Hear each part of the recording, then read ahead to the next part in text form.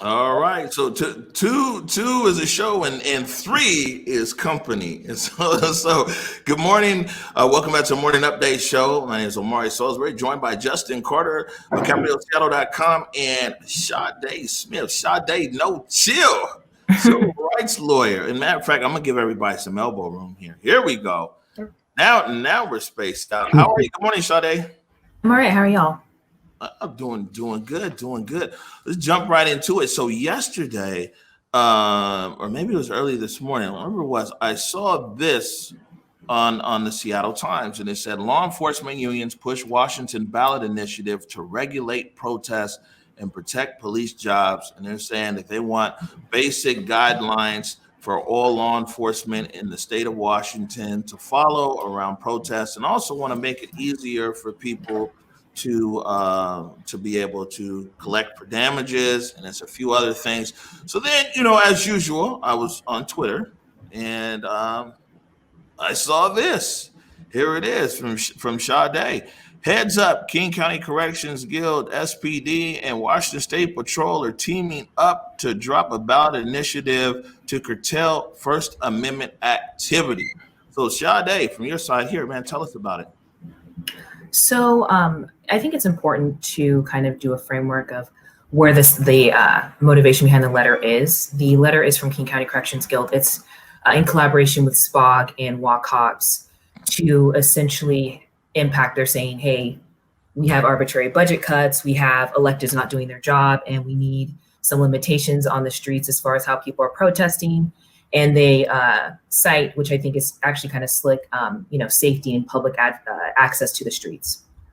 So this is what they're listing, and what's on the website is a number of recommendations for how they want to restrict free speech. And they want to put time limitations. And so there's a history about that. Just to give everybody, it's called time, place, and manner restrictions. And they're supposed to be content neutral, but what they're trying to do is limit how people can protest. And that's just basic tone policing that they use. Don't protest this way, protest the way that where we can ignore and benefit from oppression, but not face any of the consequences of it. So the letter clearly shows the intention behind, which is to make another voice for law enforcement. They're utilizing their immense resources and their egregious budgets to petition and get people around the state to rally behind ways that they can cause harm to people additionally. You look like you have something to say there, Justin. I'm just reading some of Mike Solan's quotes about the effort. Apparently, he's a vice chair on the committee to help push this initiative forward, and just some of his phrasing around this being a quote sensical approach. Pretty typical Mike Solan kinds of descriptors. Right, and this is when I read through this, and I didn't see the whole letter, but I did read through the article that's here in the Seattle Times, and yeah, I mean what they're saying is they want to be able to outline the times a day that people can protest, basically the areas that people can protest in, and then when a riot or an unlawful assembly can be declared, as well as the type of weapons that can be used and everything else. The first thing that it made me think of is here in the city of Seattle, it doesn't matter what the ballot goes on a ballot or what people say. I mean, if you're going to have anything that changes the actual training of the Seattle Police Department, it has to go through the consent decree anyway. I mean, do you think that these guys are thinking this consent decree might be coming off soon? And this is why SPOG has jumped on this, because everything they do, it has to go through the consent decree anyway if we're going to have a change in their policy and practice. Well, so just to give the situation with the consent decree is interesting because Durkin was challenging it. And then when they were tear gassing people and shooting people point blank with munitions, and the city retracted their challenge of the consent decree. And they were saying that they had been in compliance, even though technically they weren't in compliance for the amount of time. But I think we can expect the consent decree to be somewhat removed. They did impose somebody else to be the overseer of it. And so I wouldn't be surprised if there is a challenge from the city a little bit down the road as far as the mayor's office to remove the restrictions of the consent decree. I think that what the city is and what the police unions are doing with this is they're couching it or encompassing it in in community safety and public safety. And there are already restrictions on how they use their munitions in their policy. There's already restrictions on when they can claim something as an unlawful assembly. They just do it whenever they want now. But there are those policies and procedures. So a lot of this actual initiative is some of the stuff that's already in the police manual.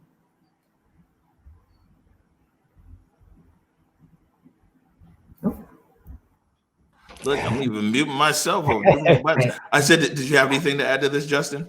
Well, I think that there's also clearly like all things, especially this, it's highly political. It's a real opportunity for police unions and groups outside of the city of Seattle, especially, to rake the liberal bastion of the anarchist jurisdiction over the coals and criticize the city's approach to trying to protect First Amendment rights here.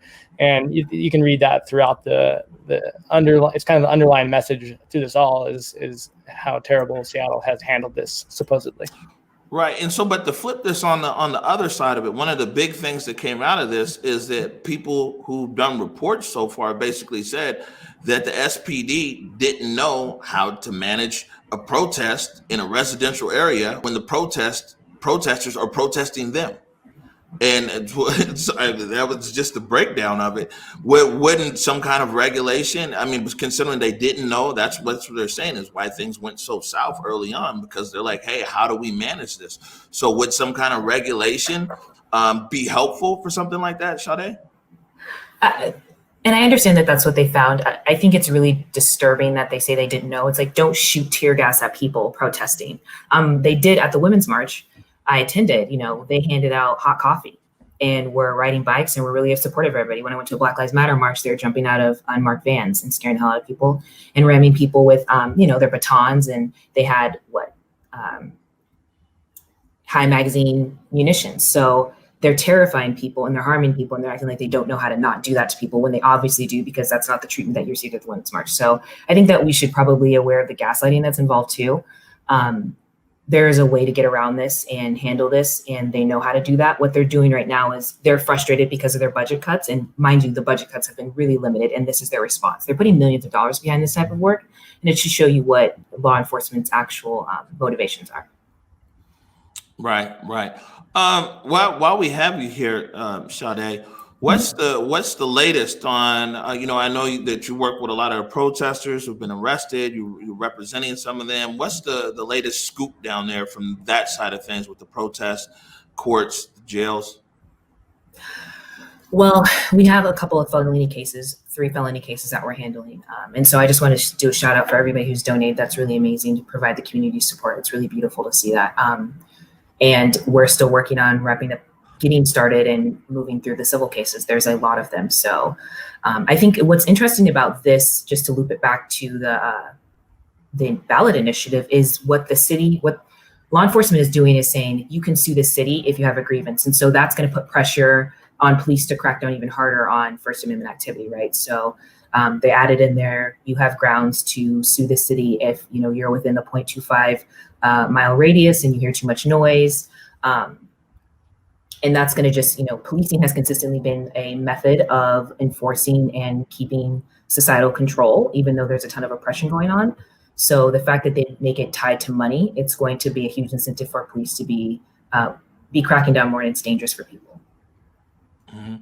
And another thing while we got you is that I saw you tweet last week something I don't remember it word for word, so just how I remember it was something about the feds are superseding the King County prosecutor, and they're going after protesters. Can you explain a little bit more about what you meant by that tweet, or what you're seeing occurring? Yeah, well, I just think it's really scary for folks on the ground. What we're seeing is the federal agencies, FBI, actually jumping in. Like if somebody's arrested for a protester's allegations, they're combing social media, picking stuff off live streams. And before SPD even has the ability to write up the report, to send it to KCPAO, King County Prosecutor's Attorney's Office, for a referral to see if they're going to seek out to charge individuals, the feds are jumping in and snatching people and then holding them in federal custody. And so normally what would happen is that the state would make a referral to the federal agency, like, hey, check this out. This is the report. This is our investigation. Do you guys want to take this? They're doing that on their own. And it's particularly scary, and that just shows more government interference, right? Because a state charge is one thing; it's still a horrible thing. A federal charge is a completely different thing. The conditions at FDC are really terrifying right now. There's just been outbreaks all over the country in regard to COVID, but also the time you look at for federal charges is extensively longer. And the information that I've seen, they have people. I don't mean to laugh. It's just really scary. I was really shocked. There are clear pictures of people from their social media, from other people's social media, their known contacts and associates. So they are very clearly watching, and they're spending a lot of time and resources. I mean, SPD's even acknowledged they have a new, I forget the name of the new, it's like CRG, Community Response Group. Maybe I'm wrong, but yeah, is that the name of it? Program. They are investing a lot, and a lot of that is just following protesters around and seeing what folks are up to. So instead of actually trying to use their budget, trying to develop those community relationships, I mean, not that that would actually change anything, but instead of investing in community, what they're doing is surveilling people and trying to terrorize people. Have you heard about this, Justin?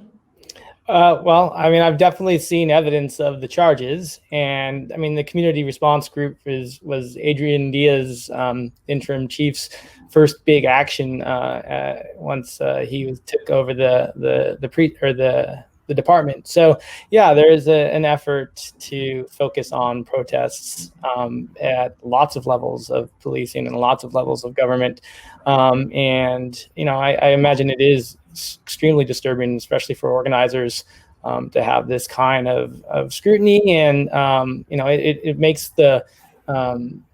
even a more fine line for risk around the way things can get out of control and break because of this kind of energy coming into the area and the movement.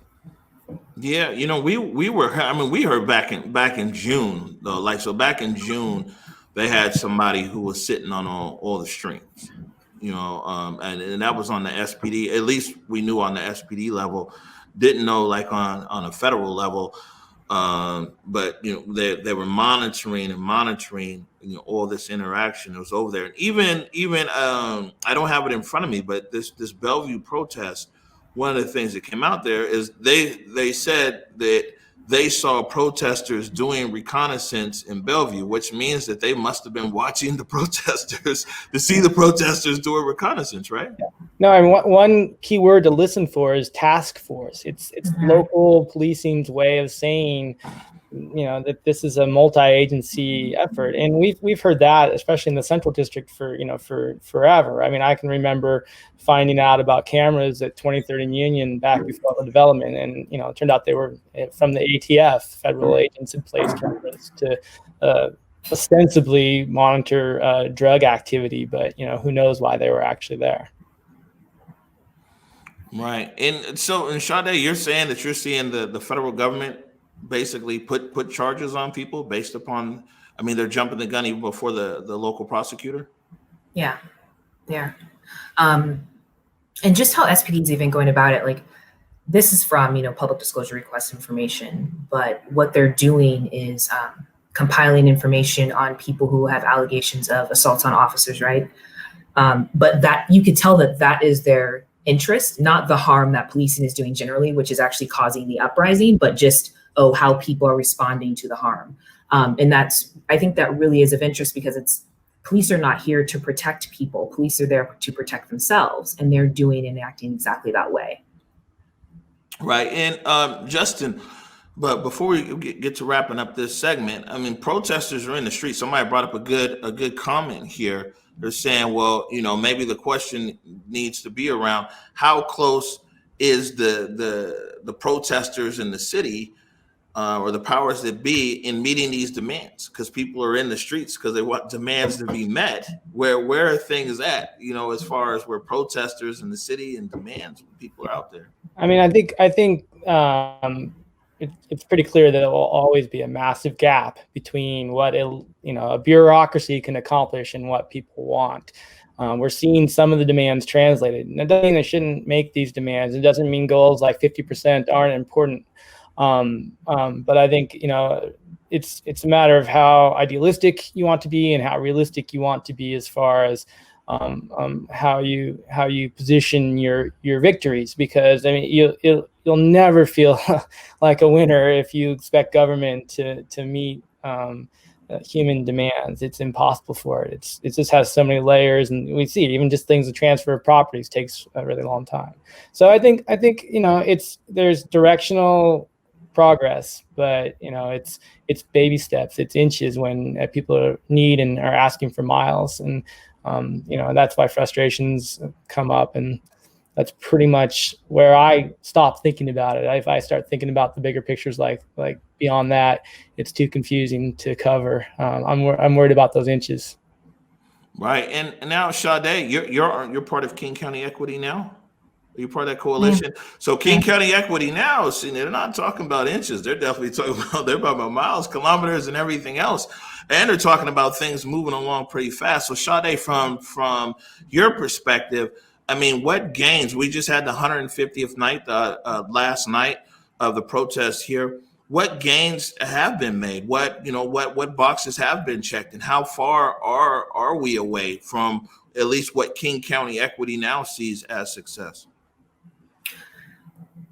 I mean, I think we're experiencing a cultural shift, right? Like, as far as conversation, before the protest started, defunding wasn't a topic of conversation, not something that was more widespread. And now we're seeing that. And I think that that's a big deal.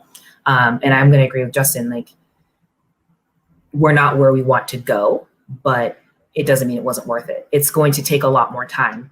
But I don't think that means anybody should minimize what the requests are for, right? So ask for big things because we expect big things. Like, nobody deserves to be living like this. There's enough resources for everybody to be safe and secure. There's enough places for housing and like enough resources at least to build those places. So again, expectations, we need to keep them high. And then our government is supposed to be responsive to us. We have, unfortunately, this paradigm shift where we are being, driven by what our government is saying is acceptable. And we just can't be that way anymore. We're reaching the point where things have just gotten too far. And I mean, I guess it was too far a long time ago, but we see the bubbling over. And that's what the unrest is about. All right. But before we end this segment, I let both of you guys go. Sade, how can people get up with you? Oh, I'm hopefully somewhat responsive on Twitter, or we have a website, www.dismantle.us is for the protest campaign. We are overwhelmed with cases right now, so we're trying to navigate that. But yeah. All right, and Justin, even though we have it right there, but you can always also tell people your Twitter and all that. Click on the URL, but also, it's a big week, right? We've got Halloween, people trying to figure out what they're going to do with families, and the Pike Pine kind of bar scene. And we also have a pretty interesting event coming up next week. The election is fascinating from a news gathering standpoint, super important for our lives, and I hope everybody is done their part to be part of it, and if you need help, man, let's get together and get this thing done. It's a big week. All right, and also a big shout out to CapitolHillSeattle.com, because for as long as I've been following you guys, you've always done a lot of coverage in the Central District and in the Black community. So the name is Capitol Hill Seattle, but you've consistently covered stories that are important to the Black community in the Central District. So I appreciate you. Yeah, incredibly important stories. We'll keep telling them. All right, Sade Smith, Justin Carter, thank you so much for joining me this morning.